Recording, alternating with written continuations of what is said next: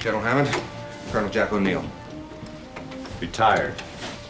I can see that. Me, I'm on my last tour. Time to start getting my thoughts together, maybe write a book. You ever think of writing a book about your exploits in the line of duty? I've thought about it, but then I'd have to shoot anyone that actually read it. That's a joke, sir. Yes, of course. The Jack O'Neill of the feature film that Kurt Russell portrayed went into a dark place, and his adventure with Daniel Jackson brought him out of it again. Kurt did a phenomenal job for that O'Neill and that movie, and you can get away with it in just a one-movie character arc. But for Rick to be interested in doing a long-running series, he has to have a much broader range for it to be interesting to him. Just remember, I retired. You wanted me back. When I met Rick, and he's got such a natural presence. He's got such a natural sense of humor. He's flip. He's a little glib. That's Jack O'Neill. All right, anybody with a snake in their head, raise their hand.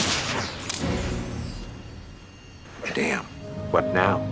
Now we die. Well, that's a bad plan. Lately, I get this weird feeling when I'm near Teal'c. Hey, who doesn't? Well, this sucks. I want to make sure you get one thing right. It's O'Neill, with 2 L's. There's another Colonel O'Neill with only 1 L. He has no sense of humor at all. Kurt Russell is just, he's a phenomenal guy, and he did a great job with it, with the character. But I knew just by looking at his hair that I couldn't do that. I mean, who can do that with their hair? The type of humor that I appreciate most is mostly British humor, but my favorite show on television is The Simpsons, and partially because it is just it's a cartoon, first of all, but it's also smart. I remember something. There's a man. He's bald and wears a short-sleeved shirt, and somehow he's very important to me. I think his name is Homer. Doesn't ring a bell. When Jonathan and I were first conceiving her character, I was concerned, and arguably so, that we were creating a superwoman. She was a military officer. She was a physicist. She was beautiful. She was perfect.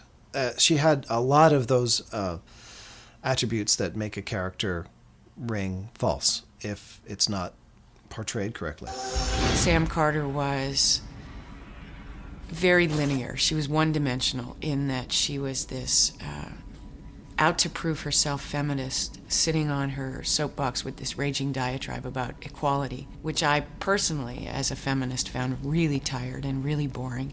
I take it you're Colonel O'Neill. Captain Samantha Carter reporting, sir. But of course you go by Sam. You don't have to worry, Major. I played with dolls when I was a kid. So I talked to the writers about it and said, A, women don't talk like this. B, why can't she just be a member of this team without constantly raising the flag that she's a woman? Well, that was refreshing. She's she's, I think, an integral member of SG-1. She loves the people that she works with and would die for them. And that's something I really like about her, is her incredible loyalty. And she's starting to warm up a bit and have some fun. What you doing?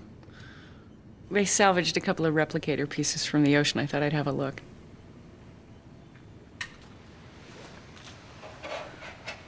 Is that wise?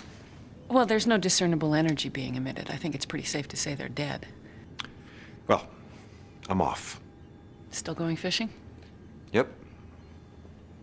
Still staying here? Yeah. Okay. Have fun. Yeah, sure, you betcha. They should never be together. Sure, there's the potential for us to fall in love, and definitely we're attracted to each other. And that's fine, but we also need to temper it with the fact that it's not going anywhere. We had sort of a 3-episode arc where you actually see that they admit that there's deeper feelings for each other. I didn't leave because I'd have rather died myself than lose Carter. Why? Because I care about her.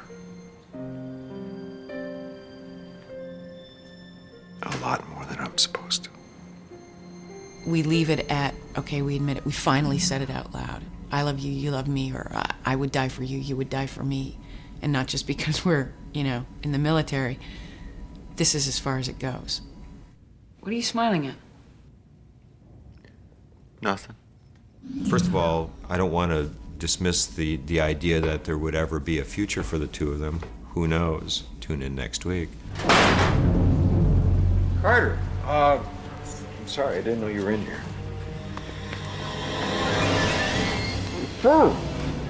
Wait, what the hell's going on? I want you. Why? I mean, no. Carter, this is a little out of line. Don't you think? Crying out loud.